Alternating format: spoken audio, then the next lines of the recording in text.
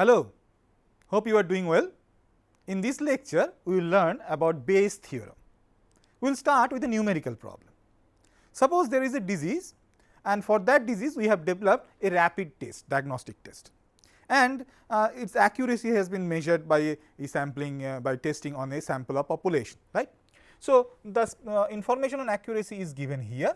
The specificity is, which is the true negative rate. Specificity is the true negative rate. That means, people who does not have the disease and they have tested negative in this state, this is called specificity, is 98%. Whereas, the sensitivity of this test, sensitivity mean true positive rate. That means, if I am positive, what is the probability that it also tested positive when this diagnostic kit was tested. So, that is 99%, right. And this disease is not so common. So, its prevalence is actually low, it is 0.1%. So, 1 out of 1000 people have this disease. So, suppose now I walk into a clinic and I do not have any symptom or anything else. I walk into the clinic and ask them to do this rapid diagnostic test on me, and the test say positive, right. My test say it is positive. So, what is the chance or probability that I am also disease positive, means I also have the disease. To answer this type of question, we use Bayes theorem. But before we go into Bayes theorem and understand what it stands for and how I can use this to answer this particular type of question, we have to understand conditional distribution. What is conditional probability? Conditional probability means, conditional probability of an event mean what is the probability of that event given and something has, some condition has been met. For example, another event has happened, right. And we regularly use the idea of conditional probability in our day to day life. For example, right now here it is often raining. So, if I go out, I have to take a umbrella. So, I decide whether to take the umbrella based upon my belief that whether it will rain or not, right. So, what do? I look out through the window and check whether there is a dark cloud or not. If there is dark cloud, I assume that okay, probably there will be rain. So, that means I should carry the umbrella. So, here the probability that whether it will rain or not, that belief depends upon what the condition, right. There is a dark cloud or light cloud, or there is no cloud, something like that. So, this is what is conditional probability, and in mathematical language, in mathematical symbol, we represent conditional probability like this: P of x given y. So, we call it P of x given y. This vertical line is given, it stands for given. So, this P of x given y is the conditional probability of x given that the condition y has met. Now, to understand mathematically what is actually conditional probability and what is its relation with other types of probability, right, I will take a simple biological example. Suppose there are two genes A and B, they often get mutated in particular type of cancer. So, I have collected 200 tumor sample from 200 people, and then I have done some assay, like I may have done the whole genome sequencing or partial sequencing to check whether these two genes are mutated or not. Now, I have found some result and I have represented that data for this 200 tumor sample, 200 patient in this tabular format. What does it shows? For example, I have 30 tumors where gene A is not mutated, but gene B is mutated. So, that is this one 30.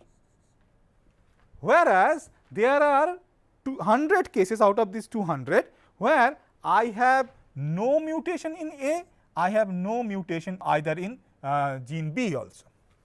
So, in this way I represent the data. So, from these data, based upon these data, I want to calculate some probability.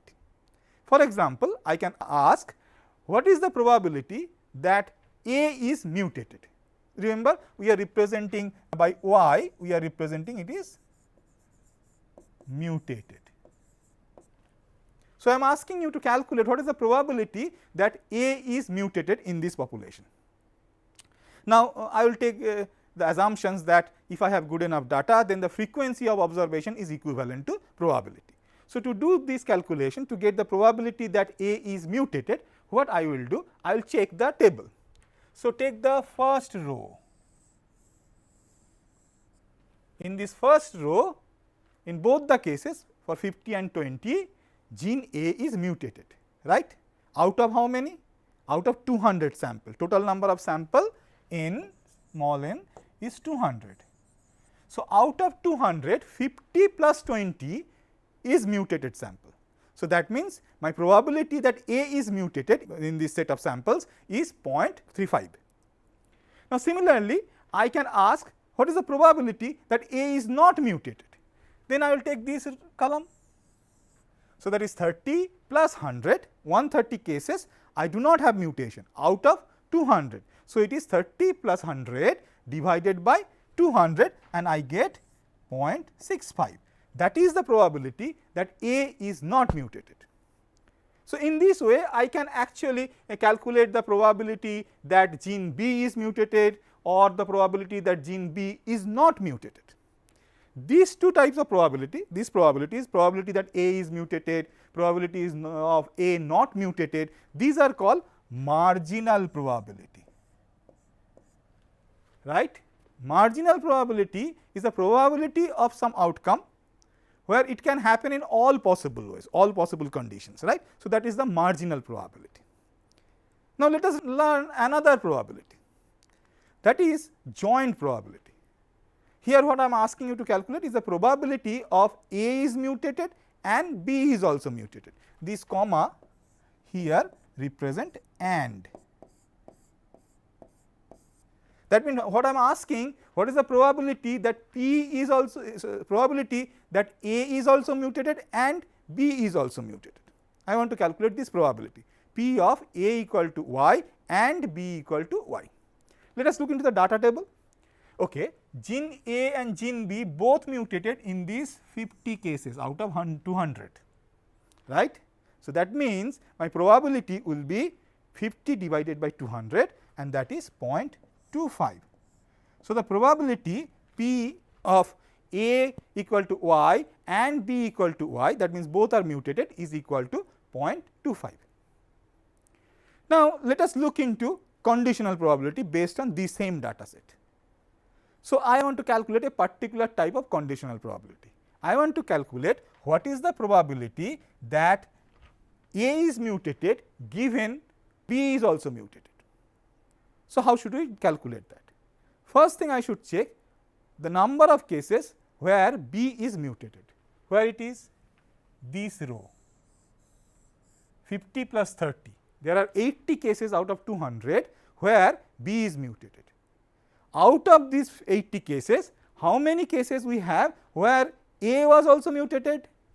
This first one. See, both are Y, right, both are mutated. So, that means this 50 out of 80 cases we have both mutation in A and B. So, that means the probability that A is mutated given B is also mutated is 50 divided by 50 plus 30 equal to 0.625. I can ask another conditional probability, right. For example, I can ask what is the probability of A is mutated given B is not mutated, something like that. But before I go into it, just rearrange this data and check what do I get. So, probability that A is mutated given B is also mutated is equal to 50 divided by 50 plus 30. Now, I divide numerator and denominator by the sample number 200, right, I can do that. And then what do I get? What is this? What is 50 divided by 200? 50 divided by 200 is nothing but this one divided by total numbers, right, 200. That means that is the joint probability of both A and B are mutated. So, that is probability A is mutated given B is also mutated, right. Sorry, it will be joint, let me not given, it is a joint probability. Let me erase this. So, this is the joint probability, probability of A is mutated given also B is mutated, both are mutated simultaneously, and right P of A equal to y and B equal to y. So, that is the numerator. What is this one? This one I can check 50 plus 30, that is the 80 cases, this one. So, this one is nothing but probability that B is mutated. So, that is the marginal probability of mutation in B. B is mutated, right. So, I can write this one. So, what do I get? I get probability that A is mutated given B is mutated is equal to probability of A is mutated and B is mutated, joint probability, divided by the marginal probability that B is mutated. So, as I said, I can use the same formulation to calculate other conditional probability also. For example, consider this one, probability that A is mutated given B is not mutated. So, what will happen in that case? Using the previous example, if I follow the previous example, I will write this is equal to probability that A is mutated and B is not mutated. This is the joint probability between A has mutation and B does not have mutation, divided by probability that B does not have mutation. That is the marginal probability of B equal to n. B does not have mutation. Similarly, I can also calculate the probability that B is not mutated given A is mutated. A is equal to y. What should that be? That will be equal to probability that A is mutated and B is not mutated divided by the marginal probability of A is mutated. Just pay attention what we are doing here. In the earlier example, I was writing probability of A is mutated given B is not mutated. In this case, I am just calculating the reverse of that one, right. I am calculating the probability that B is not mutated given A is mutated. So, I can actually swap these questions. We have to remember here, when we are talking about conditional probability, we are not talking about causality. Mutation of A is not causing mutation of B, we are not saying something like that. Conditional dependence means, conditional probability means there is some probabilistic observational association. I am observing both the event to happen together with certain probability, that is all. We are not saying this one causes that one, we are not saying mutation in A causes mutation of B, something like that. So, this is the way we can actually calculate conditional probability for different cases. So, I can generalize this one and I can write, and that is what you will see in most of the textbook.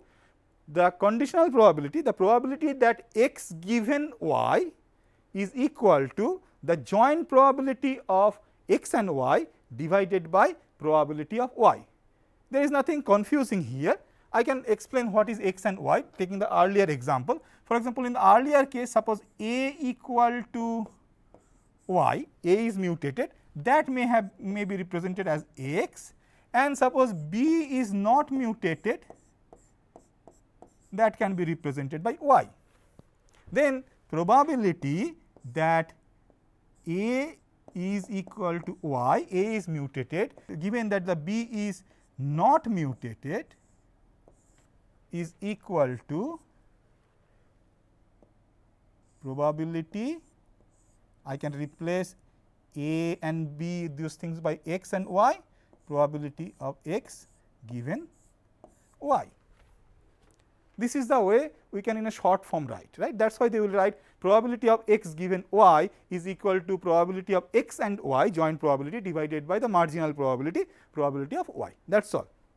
Now, I can again swap the position and I can say what is the probability, the conditional probability of y given x, probability of y given x is equal to the joint probability p x and y divided by probability of x, right. Now, let me go back to the original new mutation table and learn something new about a marginal probability. So, I have the same table and I want to calculate the marginal probability of A is mutated, A equal to y. So, I can do that simply, I can check sum this column and divide by 200, right. Now, rearrange this term 50 plus 20 divided by 200, let me rearrange that term, right. So, by rearranging what I get 50 divided by 200 plus 20 divided by 200.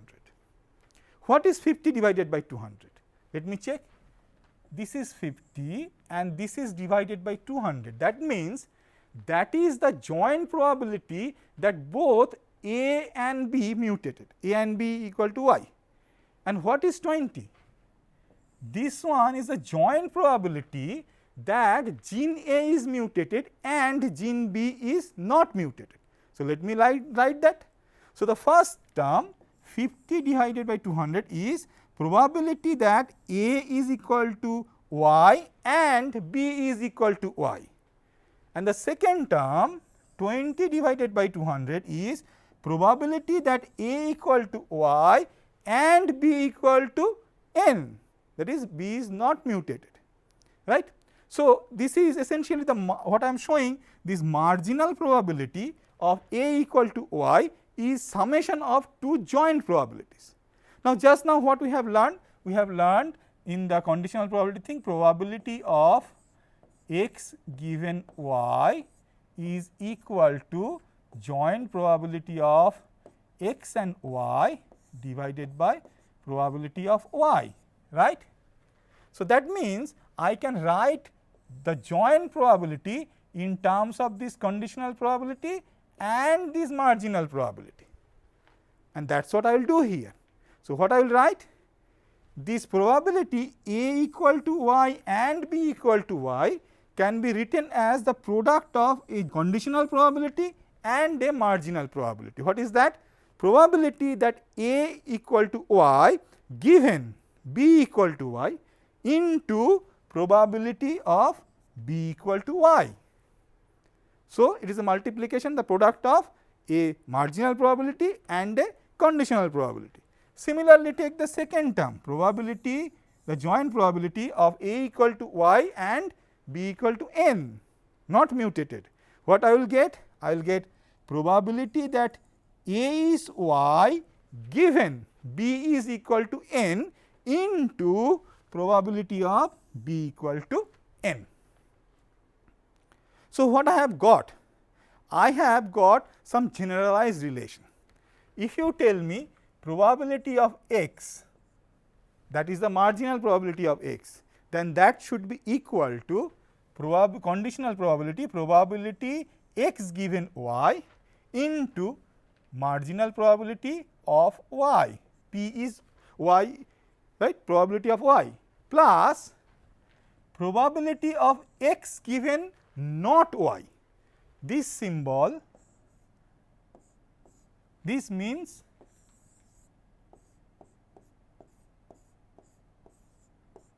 not y. So, probability of x given not y into probability of not y. So, I am summing these two things and getting the probability of x. This is a generalized statement. Now, I will enter into the Bayes theorem. So, let me look into the basic conditional probability. Probability of x given y is equal to the joint probability of x and y divided by probability of y. The second equation that I can write, this one is probability of y given x, right, conditional probability of y given x is equal to the joint probability again divided by the probability of x. So, both these equation 1 and 2 has one thing common, p of x and y, p of x and y. So, now I can actually rearrange term and equate these two equation, and then what do I get? I get something like this, probability of y given x into probability of x is equal to probability of x given y into probability of y. It is simple rearrangement, you can try it. Now, what I do? I take this probability of x on this side, right, it will go in the denominator, and I get the Bayes theorem. What does it says? It says the conditional probability, probability of y given x is equal to the conditional probability p of x given y into probability of y divided by probability of x. this relationship we get. Now, this is the Bayes theorem, and we will use this one to answer the initial question, the initial numerical problem with which we started today's lecture. Now, before I go into it, just to remind you that this term, each of these term like this one, all has certain terminologies, right. We have some name for that, technical name for them, and they are like this. For example, this one probability, this is conditional probability, probability of y given x is called posterior probability of y, whereas probability of y here in this Bayes equation will be called prior of y, whereas this the first term probability of x given y will be called likelihood of y. Now, you may wonder why they have such name. I will explain them in time. So, let us go back now and try to solve the problem with which we started our lecture today, the diagnostic kit problem. So, this is the problem again. The sensitivity is 99%, specificity is 98%, prevalence is 0.1%. I have to calculate, if I enter in the clinic and do this diagnostic test on me, and if I come out positive, then what is the probability that I have the disease. This data is given in a word format, so I will convert them in symbolic format. So, what I can write? The sensitivity, right? Sensitivity is what? True positive rate. That means, if somebody has disease and the test has been used on that person and test result also come positive. So, the probability that T is positive given the person has disease D positive. Positive means we are getting positive result, right. So, probability that T is positive given D is also positive is 99%. So, that means this is 0.99. Let us look into the specificity. Specificity is true negative rate. That means, a person who is negative given, right, that person is also testing negative in my test. So, this is the probability, the conditional probability that test is negative, test report is negative given that the person does not have the disease, D is negative. So, that is 98% and I can write at 0.98. How should I represent the prevalence? Prevalence is the probability of having disease, D equal to plus, and that is 1%. So, that means 0.001, quite a low prevalence. Now, I will use this data to calculate this question's answer. So, what I have to calculate? I have to calculate the conditional probability of having disease positive given the test result has come positive, right. I have done the test on me, the test result has come positive. I want you to tell me the probability that I have the disease. Probability that D equal to positive given T is also positive, that I have to calculate. So, how should I do that? To do this calculation, I use the Bayes theorem, and just here I have shown the Bayes theorem that I will use. So, what I can consider? I can consider y. I can write y is nothing but D positive, right. Whereas, I can consider x, this x is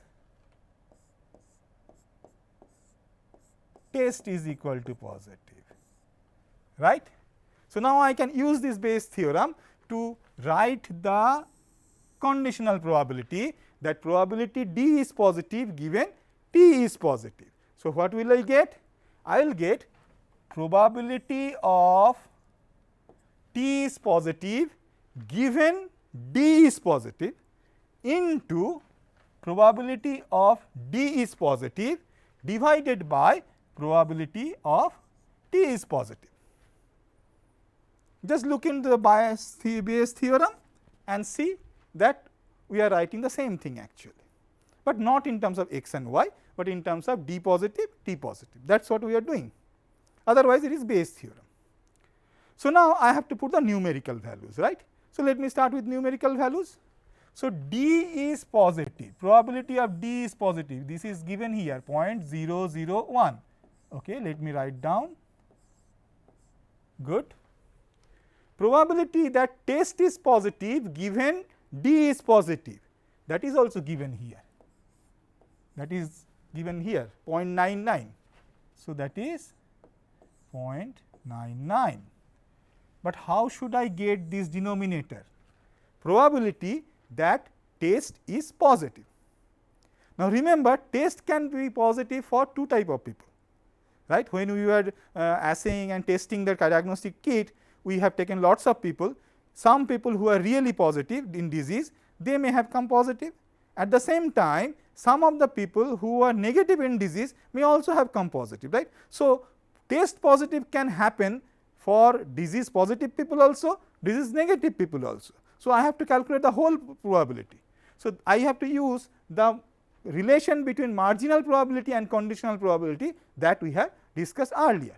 So, I will write it in this way: probability that T is positive is equal to probability that T is positive given the disease is positive into disease is positive, right. This is what usually we expect if the disease is positive and the test is also positive, plus disease is negative into probability that test is positive given disease is negative, right.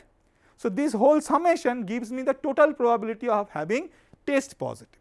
So, I will put that value here in the denominator, and I have done the calculation. You can do the calculation yourself also. D negative you can get because you know the probability of D positive, right, and then you can calculate the D negative, you can also calculate this one. So, now if I put these values, this whole thing in the denominator here and do the calculation looks like this, and numerically it gives me 0.047. That means 5% chance. That looks quite paradoxical, isn't it? That we have a very high accuracy, specificity, sensitivity are almost 99%, 98%, but if I just a random person without any symptom enter into the clinic and use this as test and it comes positive, the mathematics is telling me I have actually 5% chance of having the disease. This looks paradoxical and sometimes it is quite unbelievable for most of us, but it is true, the calculation is correct. We have to remember that disease as well as test all are probabilistic, right, and as the prevalence of the disease becomes very low and low, even though I have a very high accurate test, that test may not tell me, do not confirm me that 100% I have the disease, right.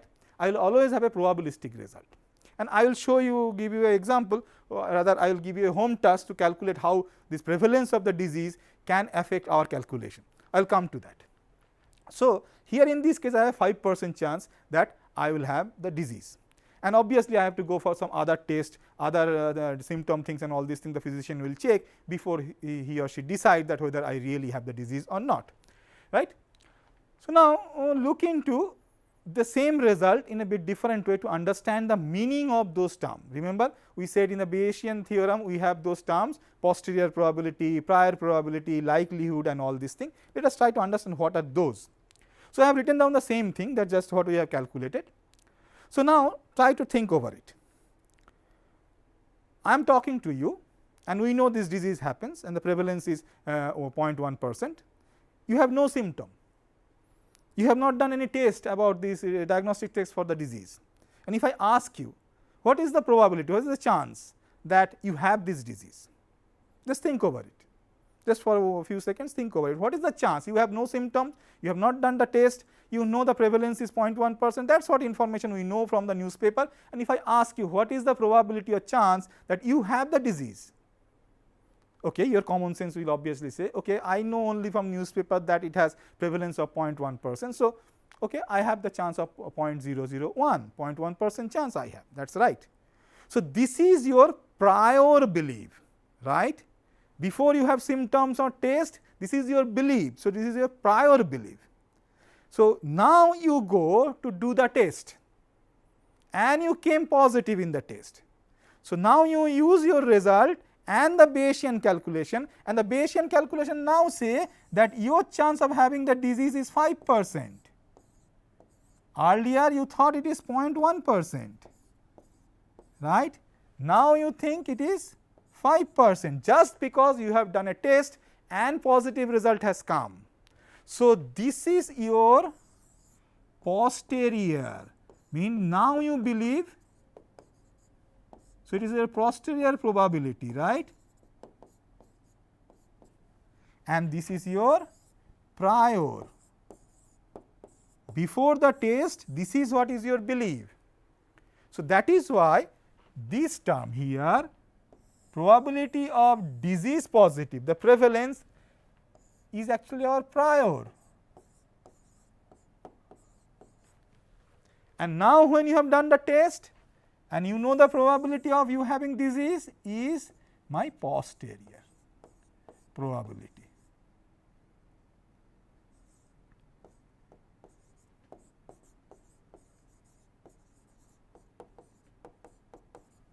Right. So, that is not, this is not just true for this diagnostic test.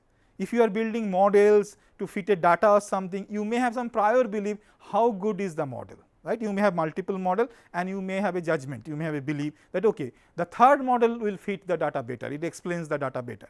Now, you do some fitting and then you calculate the probability, the correctness of your model. So, that is your posterior probability, right. And when I am talking of models beyond this diagnostic test only, and there where the likelihood concept becomes very clear. So, let me explain that with a simple model. So, suppose I have a coin, I do not know whether it is fair or not, I do not know what is the probability of head and probability of tail. I tossed it 5 times and the result I have got is H T H T T, 2 head 3 tail. So, that is my data, that is why I have written it as D. Now, I want to know what is the probability of having head, right, for this coin. Okay, I cannot say 0.5, how do I know it is 0.5? Although blindly many times we believe the coins are fair, but in this case I do not know. So, what I will do, I will create a model, I will assume a model, that means I will assume a value for pH, probability of getting head, and suppose that value is theta, and theta can vary from 1 to 0. To start with, you can assume theta equal to 0.8 or something like that. So, that is your model, theta is your model. So, considering this model is true, I calculate what is the probability of the data. What is data? Data is this observation. Probability of the data given the value of theta that I have assumed, a value of theta. So, that will be probability of D given theta, right. D is the data. How I will calculate it? Each of these coin toss are independent. So, that means what I will get? I will get probability of head into probability of tail into probability of head, probability of tail, probability of tail. You multiply all of them, and as probability of head is theta, probability of tail is 1 minus theta. So, then it is theta square into 1 minus theta cube. Now, if you have assumed theta equal to 0.8, you can plug the value and can calculate the probability. Now, you change your belief, you change your model. You say no, I do not believe now that theta is 0.4. So, you calculate again the same conditional probability, probability of data given the model. Now, in this way you can keep on changing your model and calculate what is the probability of D given theta, data given the model, right. This is data, this is model, right. And then you find a particular value of theta which gives you the highest probability. Then you say okay, I now have got a highest probability. So, I believe possibly this is the right model, that is the right value of theta. So, what are you testing here? What you are testing, although you are calculating probability of data given theta, you are actually testing the likelihood, the correctness of your model, which model is most likely. So, that is why probability of data given model is called the likelihood of the model given the data. We use a curly L to represent likelihood, right. So, that represent likelihood. So, this probability, conditional probability of D given theta is actually likelihood of theta, likelihood of model given the data. So, now let me move further Actually, you can go beyond this likelihood only. You can use the Bayes theorem again to actually also calculate the posterior probability of your model. If you have multiple model, you can assume their probability distribution also, and you can do the calculation. I will not go into that, just to inform you. Actually, you can use Bayes theorem in totality to actually choose model or infer model from your data. So, now let me jot down what we have learned in this lecture. The first thing we have learned about conditional probability, probability of x given y.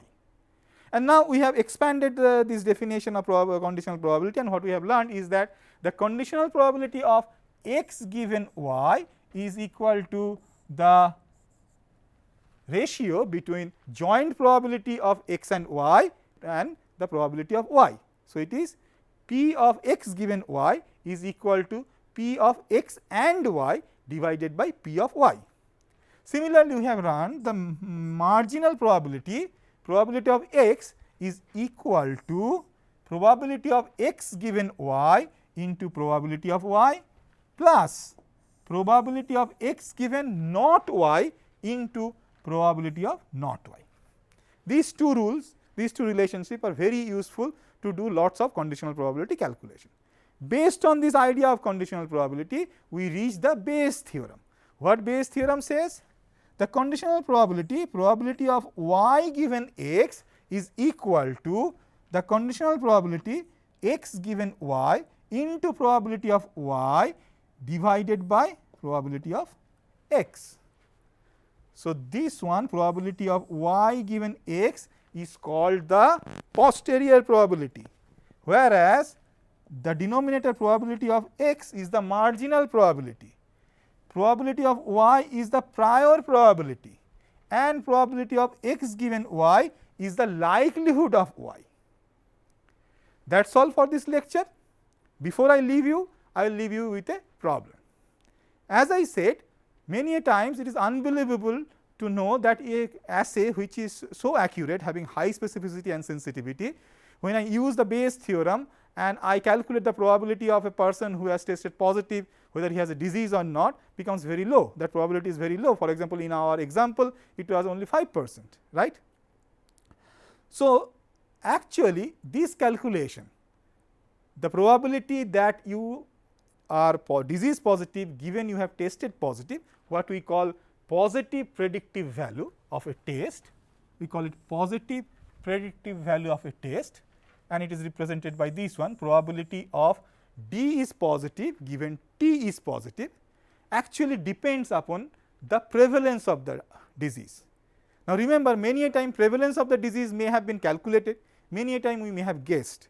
If you have a new disease spreading across the globe, then you may not have adequate data, you may have small sample size from here and there, and from that you may have estimated or made an educated guess of the prevalence. What is the prevalence? Prevalence is probability of disease equal to positive, right.